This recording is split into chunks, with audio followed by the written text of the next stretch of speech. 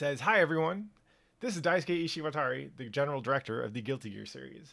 I hope you have enjoyed the revealed trailer of our latest title. There isn't much I can divulge at this time, but I'd just like to mention that this newest title is being developed with one goal in mind: to create a game that both new and existing players alike would want to get their hands on. The core concept at this time is unlike those of past titles. It is neither evolution nor returning to the roots." I think that's probably referring to Accent Core and Xrd, respectively. Um, that's what's up, Mojo. I'm glad.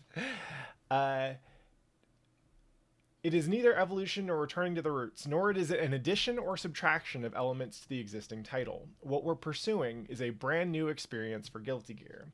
To achieve that goal, we've disassembled the current franchise into fragments and sifted out the pieces that make it unique and charismatic, using those pieces to have a complete reconstruction of the franchise. What we're undertaking is a full frontal confrontation with the essence of the fighting game genre, a tremendous challenge for Guilty Gear. It is a high-risk move on our part. However, we have an accumulation of the plentiful resources and experience, a clear vision of our ideals, and the excitement towards a future of a new possibility. Although we do not know what this path awaits us ahead, we as the development team look forward to the future of this never-ending pursuit. In the process of this journey, we hope that we will be able to share the excitement and joy we've encountered with all of you. Game is a bridge that connects people. Some may comment that the statement is an exaggeration, but I firmly believe in it as I continue to develop games. Please do look forward to further updates. The general director of the Guilty Gear series, Daisuke Ishiwatari. So this just went out about an hour ago. Actually, yeah, it'd be kind of fun to find the Japanese version. I wonder if they released this in Japanese too. But yeah, this is pretty fascinating, right? Because the only thing we knew about Guilty Gear up until now, the new one, other than it's gonna look fucking beautiful, was that Ishiwatari had previously commented about how there was room to simplify the aspects of the series, which is absolutely true, right? So this statement is interesting for a couple of reasons, right? The general wisdom has been, if you want to get good at Guilty Gear, you play Guilty Gear, and if you want to get good at the next Guilty Gear, you play the current Guilty Gear, right? Because that's what we mean when we call it a legacy game. There's so much skill and so much knowledge that transfers over from one game to another that the learning is continuous. And the interesting thing here to me is that they are consciously calling out that it's not simply an addition or a subtraction, right? Like when you look at the difference between Xrd and Accent Core Plus R, it's mostly subtraction. They got rid of FRCs, they got rid of a lot of moves, like a lot of characters' kits more resemble the XX or Reload versions of them than the Accent Core Plus R versions. But they're also so there's room to remove a lot of stuff, but that's not necessarily what they're doing. It sounds to me like, and this, by the way, this doesn't actually surprise me that much. If you look at Guilty Gear as a series, the series has always kind of been, I like to describe it as like an evolving encyclopedia of fighting game systems and mechanics. Basically, whenever you see like a good ass move or a good ass system or a good ass mechanic or a good ass character, they often take inspiration from other games, right? There's a lot of Guilty Gear that you can find coming from Sam Show, coming from Street Fighter, coming from KOF, et cetera, et cetera. And that has forced it to accumulate a lot of stuff over the years. And I think Xrd did a moderate job of simplifying them, right? Like Xrd introduced blitzes, which is like a little bit like Guard Impact, and a little bit like I forget what the version or the mechanic was in Slash and Accent Core, right? I mean, a little bit like Parry and all this other stuff. So it sounds to me like they're looking at, they probably, if I had to guess, right? I'm not on the dev team, obviously, but if I had to guess, they probably looked at the elements that have defined Guilty Gear over the long haul, right? Where one, and we talked about this on stream the other day, one of them is the characters need to have the room to be and feel fucking cool, right? Which is like, that might sound trite, but if you're in the business of working in fighting games, it's actually pretty significant, right? Because most fighting games will contain an ability, a character's capacity to look and feel cool, because it's hard to balance against that, right? In order for one character to feel cool, you often need to give them a lot of power to make the other character they're playing against feel less cool, right? Guilty Gear says, fuck it, we're going to give characters a whole lot of power, because that's what it takes to make them feel cool. And everyone's just going to be riding around with these cool ass characters, and sometimes it means you're going to get bodied in the corner for 20 seconds and die, right? So if I had to guess, the Guilty Gear dev team probably took like a whole bunch. They probably went through an exercise where they kind of decided on the pillars, the design pillars of the series. Hey, Emily WK, thank you so much for the follow. Also, Lamau JK, thank you for the follow. Welcome to the crew. So my guess is that they probably went through the design pillars for Guilty Gear, or maybe they didn't have any, so they identified some design pillars. Where one of them is like cool ass characters, and then another one is like my guess is probably something to do with a high amount of agency and room for technical excellence, right? That's another thing that's always kind of been a consistent part of Guilty Gear. Like when you're blocking in Guilty Gear, it's not like Dragon Ball where all you have to do is, the only thing you can do is block until you see a gap and then try and like counter mash or vanish out or whatever, or reflect, right? Guilty Gear has given you multiple systems to work with defense, right? You have IB, you have FD, you have burst, you have blitz, you have like stuff like fuzzy jump, right, which is a property of how blocking works and how jump startup works, right? All this stuff that you can do, right? When you're in the air and you're able to tech, you can tech in 3 directions, you can burst, you can late tech, all this other stuff. So yeah, I wouldn't, yeah. Oh, and dead angle. Thanks, Filthiest Fox. So there's a lot of stuff in Guilty Gear that makes it not only hard to learn, but it's kind of inefficient, right? Like, and it might be weird for y'all to think about this, but game design is a pretty young field and a young skill overall, especially when it comes to video games, right? Like we haven't had video games for that long, and there haven't been many people working on video games for that long. So like, as you know, Guilty Gear is about 20 years old at this point. As the devs and designers, hey, Teraflops, thank you so much for the 2 months. As the devs and designers get to see other cool shit happening across video game design, and as they also learn more about the game they are making, and also as the player base changes, right? Like people who play fighting games are not the same as they were 20 years ago. So as your target audience changes, and as their expectations change, and as their level of complexity and appetite for complexity changes, as a developer, your understanding of what kind of experience you want to make for them changes in conversation with that, right?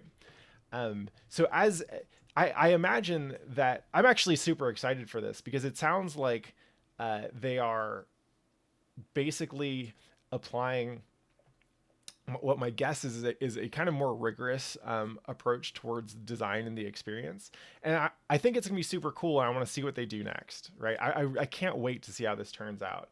And it's entirely possible that the first version sucks, right? This is absolutely a possibility, because the way fighting games go is that usually the first version of anything fucking sucks, and it's not until like the 3rd version or the fourth version that the devs actually get to figure out what game they're making, right?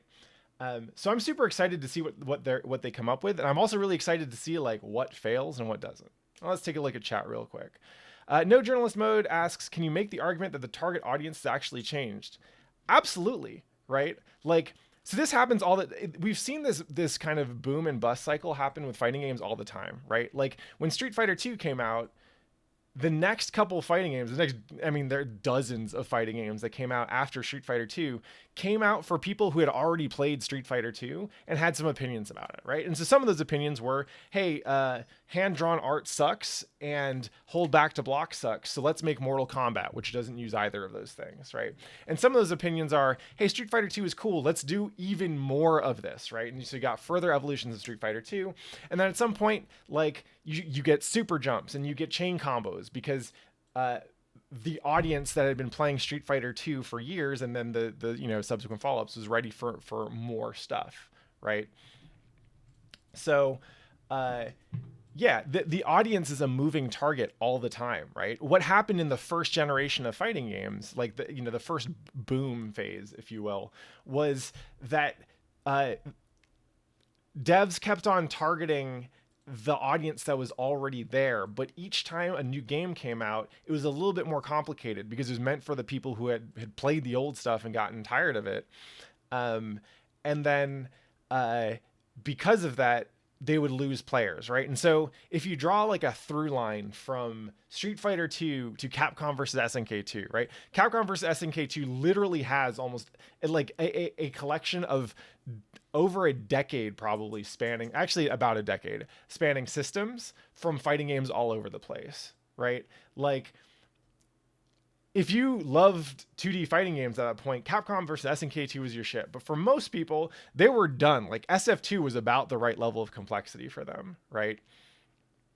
So, I like as a game designer and as a fighting game enthusiast, I'm super excited to see how Arxis and how this team in particular has recalibrated their stuff, right? Because when I first encountered Guilty Gear, it felt like it was something new and something different. It felt like a breath of fresh air, not because it was novel, not because it was new and coming out of left field, but because it just felt like a fighting game that made a little bit more sense and had a little bit more thought and care applied to it than some of the other games I'd been playing.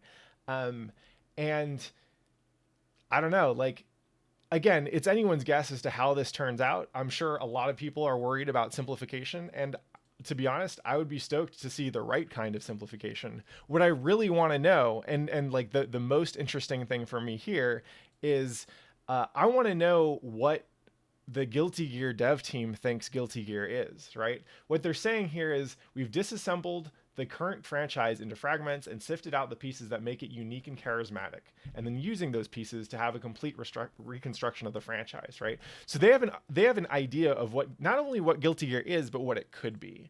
And I want to know what that is, right? I can't wait to see what they have, right? Because like at the end of the day, like, don't get me wrong, I love my Roman cancel, I love my burst, I love my chip, right?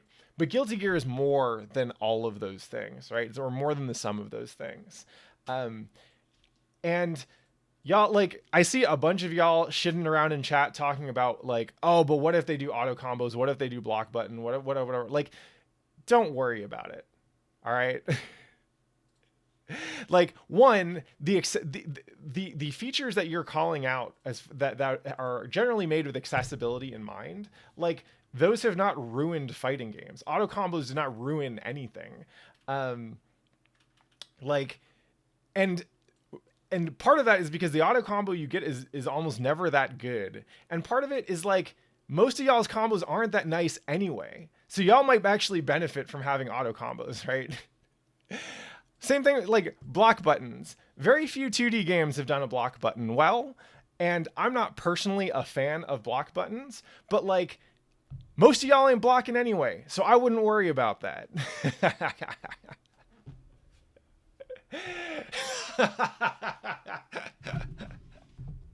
Anyway, look. Did I just witness a murder? I think you did, baby. On stream.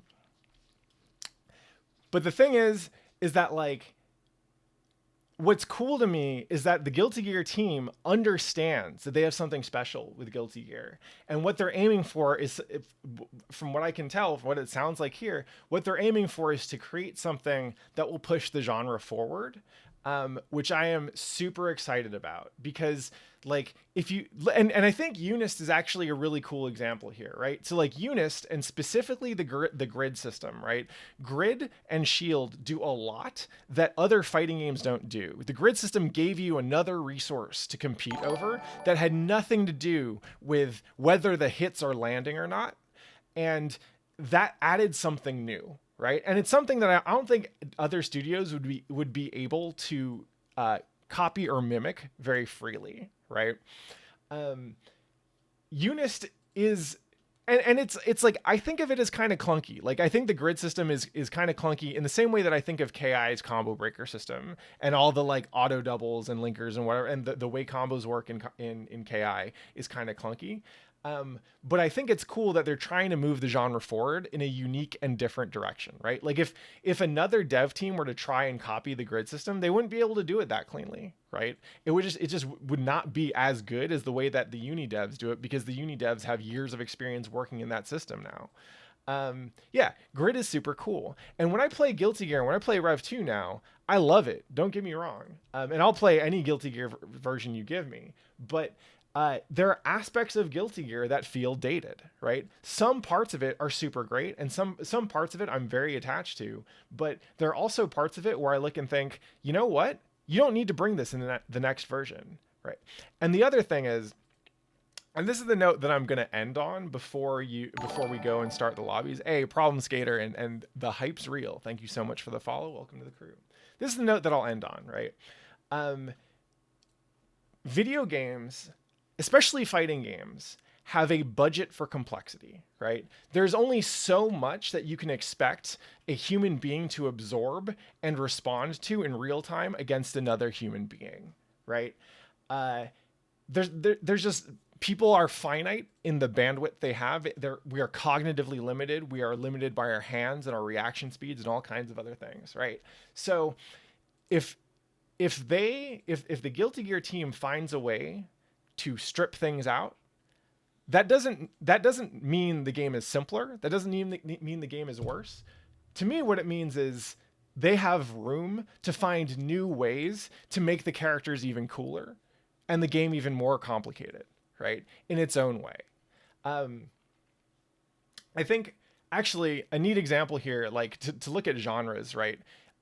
If you look at what happened to the real-time strategy genre, and then you look at its evolution, like the spiritual successor in MOBAs, the two games are not the same, right? But when you look at what happened between RTS and MOBAs, what devs and designers and players kind of figured out was that the stronger fantasy was of being a badass character fighting on a battlefield, not necessarily being a crazy ass robot that's literally controlling a whole army one unit at a time, right? So that represented a change in direction for a genre that cut out a lot of stuff, right? So like in a MOBA, you don't have to worry about building a base, and you don't have to worry about producing units. And instead it lets you focus on micromanaging the hero and playing more closely with your teammates and objectives and all this other stuff, right? So for any game we make, we have a complexity budget, right? And that budget represents the amount of things and the kinds of things we can throw at the players and hope that they understand. And when I look at Guilty Gear, when I look at the systems that are in Guilty Gear right now, I think there's a lot of stuff that they could very easily, not easily, but I think there's a lot of stuff that they could afford to simplify, which would give them room to do cooler shit elsewhere. Now, some of y'all asking, oh, what would I like to see in Guilty Gear, or blah, blah, blah, blah, blah. I will save my speculation. I'm not interested in wish lists, and part of that is because I would like to be surprised and delighted. But another part of it is because that would be me taking the direction of Guilty Gear based on my opinions of what the series should be, and I'm not the Guilty Gear team, so I'll leave it to them. So no journalist mode says, I feel it's also the fear of the vets established in Guilty Gear. If you've been top 8 or a god for a while, then you get scraped in the new one. It's a salty experience. First of all, as a Street Fighter player, I'm used to that shit, because every Street Fighter game forces you to relearn this stuff. But also, I can't wait to see what a new gear is like. If a new gear puts me out of my comfort zone, yeah, it'll be jarring. and it'll take a while to learn to hold to get used to holding those L's. But fuck it, I want a new generation to be able to come up with Guilty Gear the same way that I did, right? And y'all, like, the thing about Guilty Gear and the thing about legacy games is that you never get the feeling of that first Guilty Gear game again, right? When I going back in time for a little bit, one of the first times I met Seth Killian, he told me that I was the fruit of a poisoned tree because CVS2 was my go-to fighting game. And it still is. I got love for CVS2. You never forget the first, right? And the first fighting game you fall in love with will forever impact your taste and your ability to understand other fighting games. But like, if this is a chance to encounter a new version of Guilty Gear, right? Not just a new version of Guilty Gear, but a new Guilty Gear. If I can have the feeling of learning how to play Guilty Gear again for the first time, that sounds fucking awesome. I'm super excited for that. So with that, I'm going to go ahead and stay optimistic. This is probably, I think, the coolest thing that I could have seen come out of this team, right? If they had just said they were trying to simplify for simplification's sake, then I might have been a little bit more worried. But thinking of this as an opportunity to rediscover and redefine what Guilty Gear is all about and what it means to make a game like Guilty Gear in a world like this where like fighting games are here and we're not going anywhere, I'm fucking stoked, y'all. And I think you